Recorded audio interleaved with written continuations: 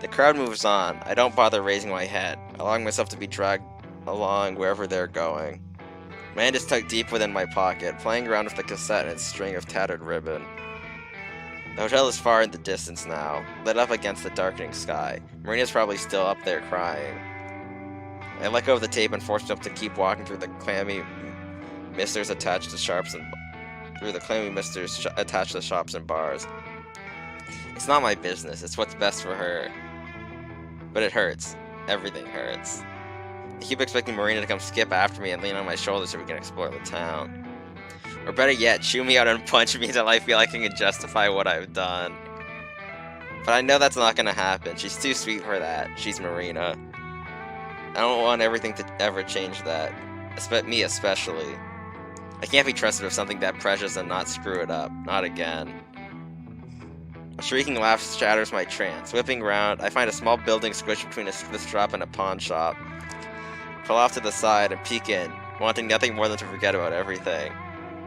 It's smaller than the RV, the entire middle dedicated to 4 mismatched bars set up in a square surrounded by cheesy island decor and streamers hanging from the ceiling.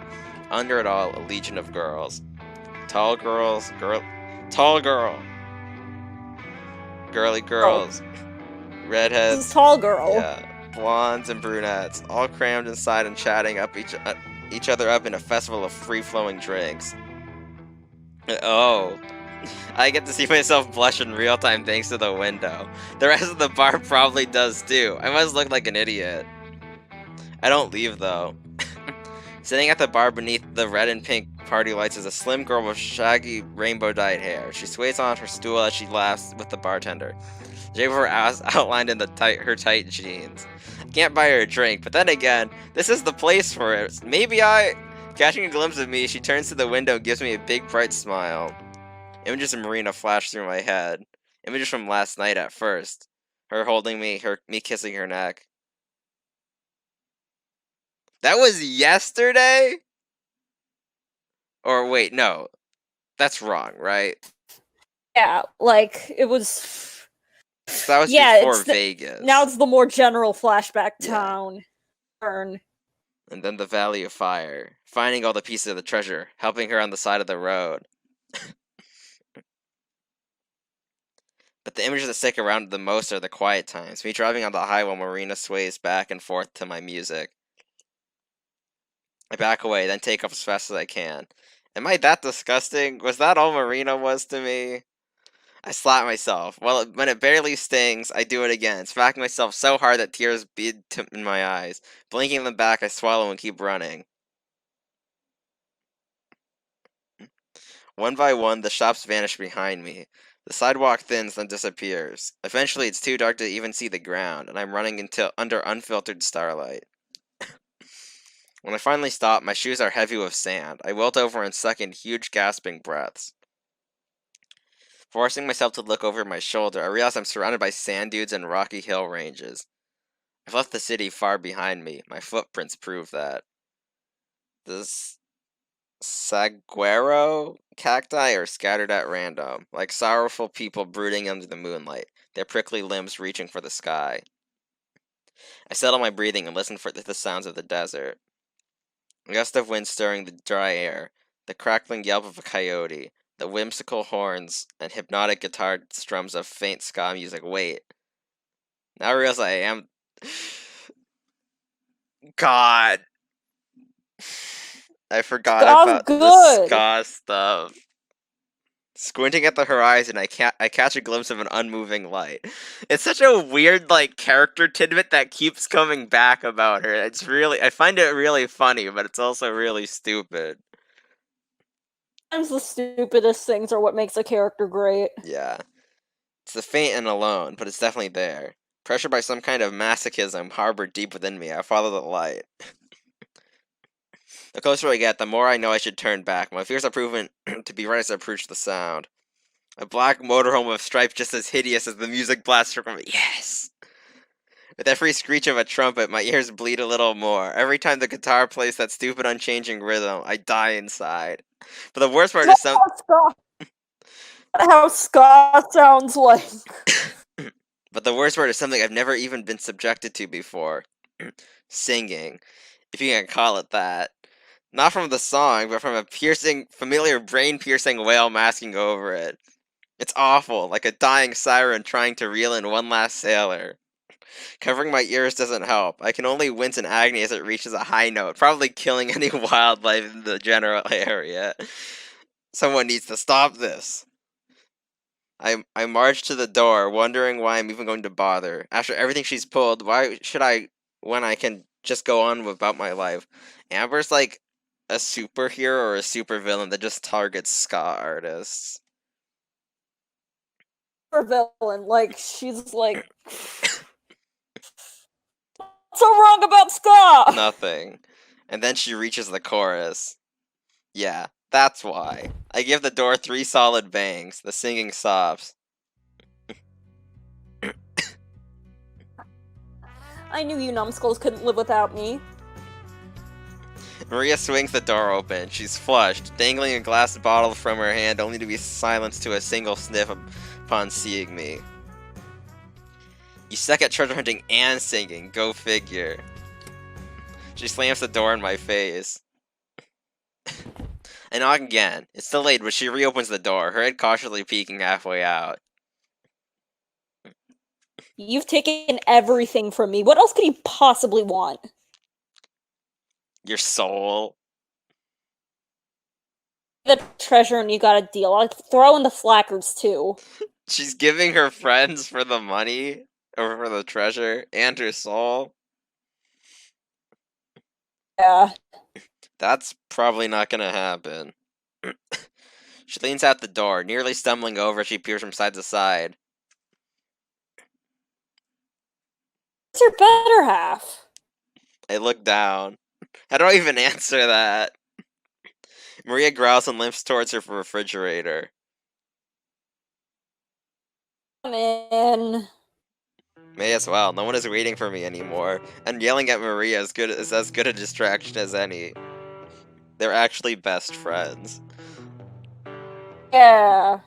I climb in. My nose is instantly assaulted by the smell of rancid beer. And whiskey. And vodka. There might even be traces of a skunk. I decide to breathe through my mouth. The couch and the cot are both empty. No lackeys to feed into Maria's delusions in sight. Where are the other two? Head in the depths of her fridge, Maria only snorts. I just wanted to see some stupid walk of fame, so Joe took her. Palm Springs is a walk of fame? According to the squirt. She leans back out of the fridge. How old are you? 19, why? Enough. Drink. With a loose throw that I actually have to dive for, she tosses me a bottle. The print is in Spanish, carved into a thick glass just above the label. I try pronouncing it, but it comes out sounding depressingly American. You should be worshipping me. That's the good stuff.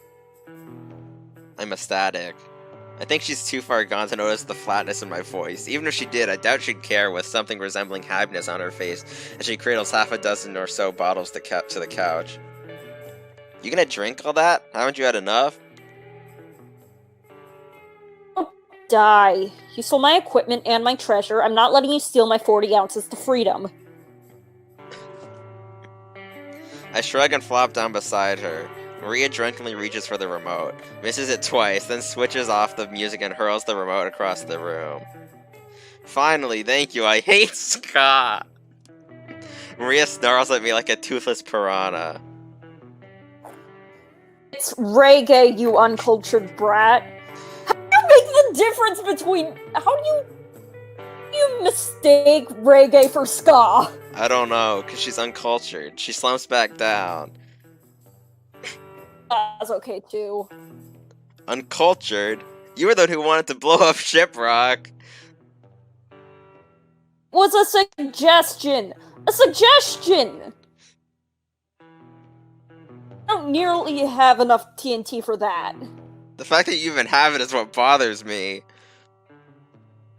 Whatever, at least I know what I listen to is good, unlike whatever you're into. Oh, I can assure you that what I listen to is better than ska. Reggae! Jazz fusion, new age, world music, all better than your circus noise. Actually like that hippy dippy crap? What Volkswagen did he fall out of? The one that hit your mother when she was pregnant with you, apparently. We both click our tongues. Without looking, she pops my cap with a bottle opener, then hers. Giving a half-assed clink to our bottles, we take a swig. The swampy drink trails down my throat, setting my chest on fire. My experience of alcohol is really limited. Gramps didn't keep a lot of booze around, and when he did, it was always meat or wine. I only snuck out a few times for special dates. Hey, you're a lot less bearable without the dits holding you on a leash. Shut up. She barely held the flame to the ruse, but that single word is enough to make something inside of me go off. Don't you talk about her that way. She's a kinder, more caring person than you'll ever be. Maria scrunches her nose, like my outburst didn't make any sense to her dumb drunk face. It's not a very high bar. She's not wrong, but could she have at least tried defending? Amber, what is your problem? I groan and let my blood simmer down, but not before spitting out one more shot of venom. Whatever, it's not like you're any better. You're a mess without the other two keeping you in check. Hey, don't get any ideas. I'm the one keeping them in check. I'd be dead by now if it wasn't for me. See, they both think the same things. Sure, Maria.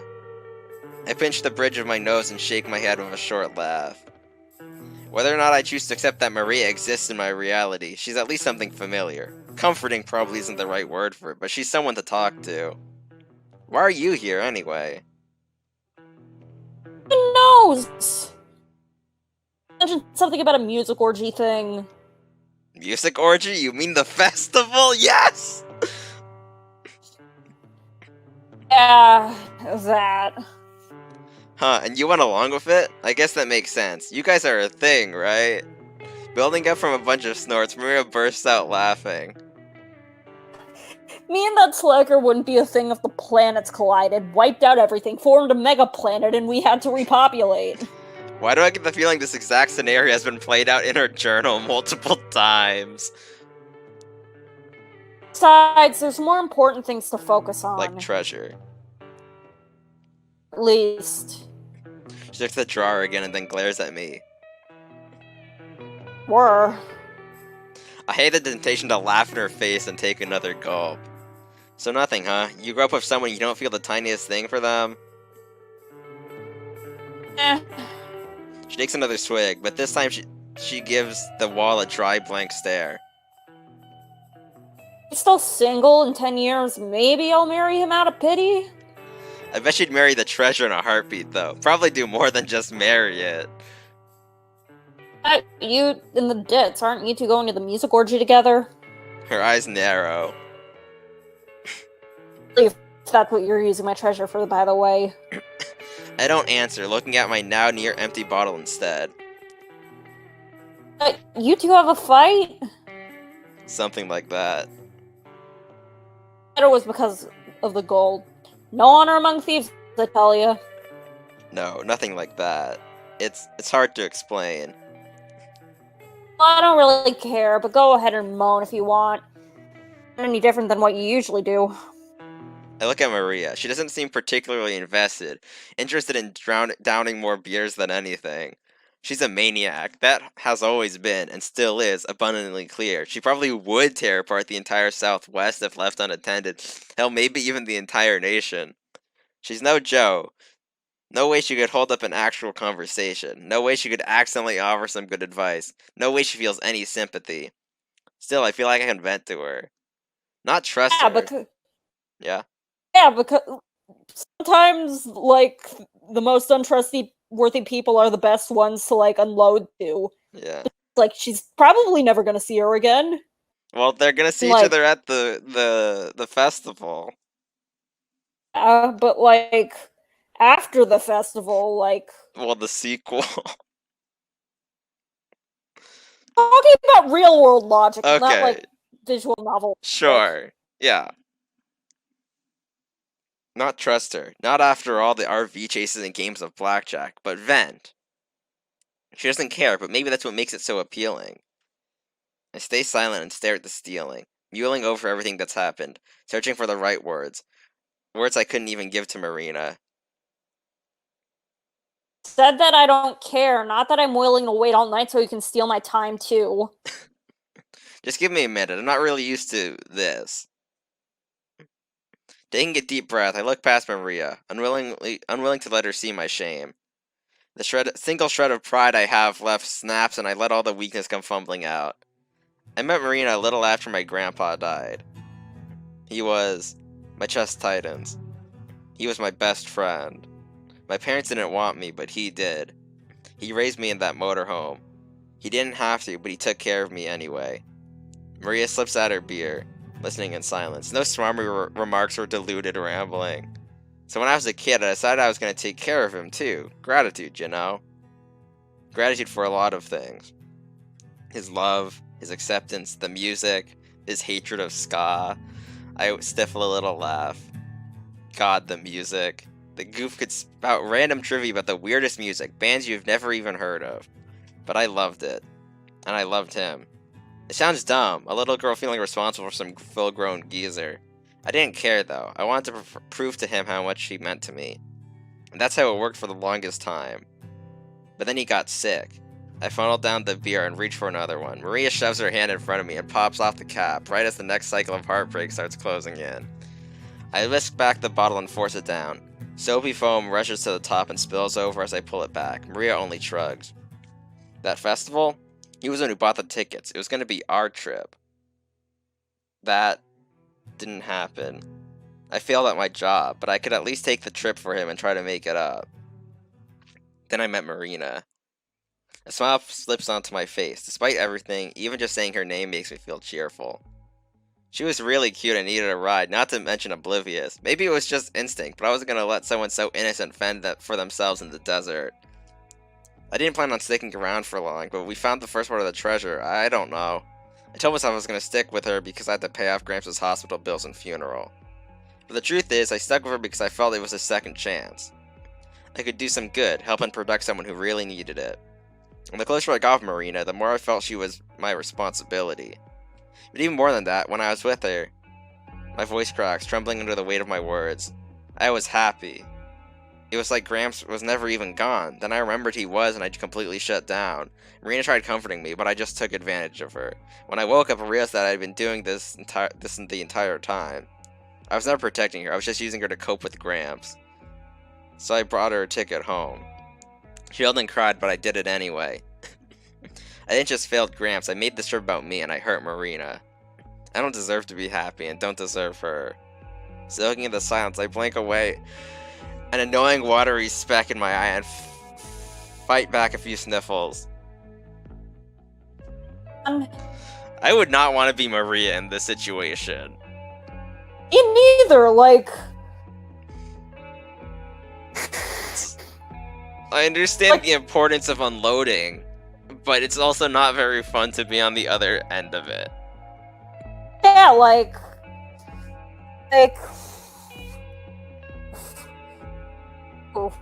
Like, you're not even supposed to respond to that. That's like a therapist's worth of like...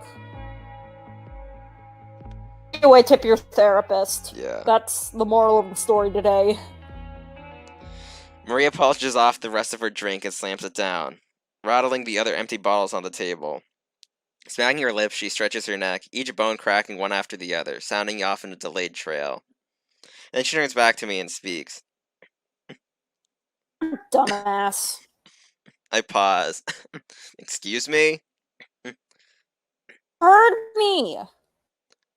Maria launches herself at me. I wince as her breath streaks out. The smell was bad before, but now it's like she rinsed her mouth with whiskey. Because she did. God, you piss me off. A growl emerges from deep within her throat as she looks me over. Then, as if acting on simple instinctive desire, she delivers a stiff smack to the back of my head. For a split second, everything is fuzzy white. The infuriating image of a snarling Maria greets me as my vision fades back, partnered with an even more infuriating throbbing. Ow, what the hell? Why are you hitting me? I just spilled my guts to you, Jerkass. Shut up, I'm talking now. Maria stumbles off the couch, gripping the table for support. Her face is darkened by several shades of red since I've gotten here. Here, thief. Dead is dead is dead. Dear old granddad ain't crying up in heaven because he decided to do some broad in the back of his RV. Imagine if he was watching, that would have been awful. Her words burn right into their fiery core. I can't believe I ever thought I could count on Maria. Where do you even get off saying? I said shut up. For your snooze fest of a sob story. Got the girl and you got my treasure.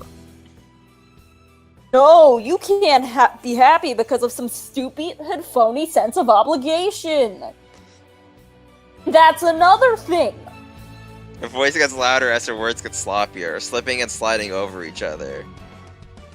I couldn't get a word in even if I tried. All I can do is listen to as the slashings keep on coming. Who the hell do you think you are? What gives you the right to be some self-righteous guardian? Don't look after people because you have to prove yourself. You do it because... She stops and scratches her head. I lean in, my breath frozen by anticipation as she tries to go to her own logic. As you just do. Okay? I swear, that annoying complex of yours is gonna smother you and everyone else. Maria grabs another bottle and swings it straight down on the sharp corner of the table. The cap somersaults through the air. By the time it lands, she's already chugged most of it. But I used her. That's right, obligations, second chances, complexes, none of those mean anything. Because it's all said and done, I used Marina to make myself happy. Call that using? Give me a break. Useless slappers all the time. That's using. You know what? Who cares? That ditz used you to find the treasure, didn't she? If anything, you probably don't use her enough. I feel like a real jackass if some dumbass were coddling me all the time and all I could do was sit there. People use people all the time. That's what makes them family. That's a very blunt way of saying it, but like, yes, yeah. You're right. Maria takes one last swig of her beer, then with a glint of sadness in her eyes, stares into the empty bottle. If you're gonna hate yourself, find a reason that doesn't suck. Words to live by. Yeah. Her face smirks from red to a sickly green. The bottle falls from her hand and onto the floor. She rocks side to side like a sailor that's lost their sea legs. Hey, you don't look so good. For a quick moment, Maria's cheeks bloat out, and then just as quickly, she swallows. Fine. Need to drink it off. Is that how it works? Oh. Not at all. She wobbles back to the couch and collapses next to me. Neither of us speak. Maria groans, holding her stomach as she feels around for the bottle opener.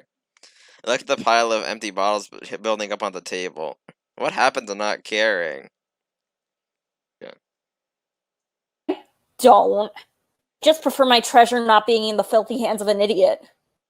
Did I just get chewed out by Maria? Even worse, did some of it actually make sense, or is it just the booze?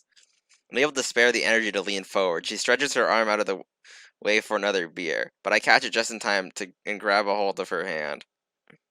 You need to quit. You've had way too much. Me. She slaps my hand away and snacks 2 more beers, shoving one of them into my stomach. You're an idiot. Whether or not you want to keep on being one is up to you. I don't know. I need to think about it. Maria rolls her eyes. Ass. Nothing she says burns anymore. Now it only stings with the acidity of truth. Getting over it, letting Marina in, really letting her in. It's not just that, it's just not that easy. It's never been that easy. But if I don't, Putting my hand on my thigh, I squeeze the outline of the cassette. Maria raises her beer and grunts. Sighing, I raise up mine and we clink them together. Jerkass.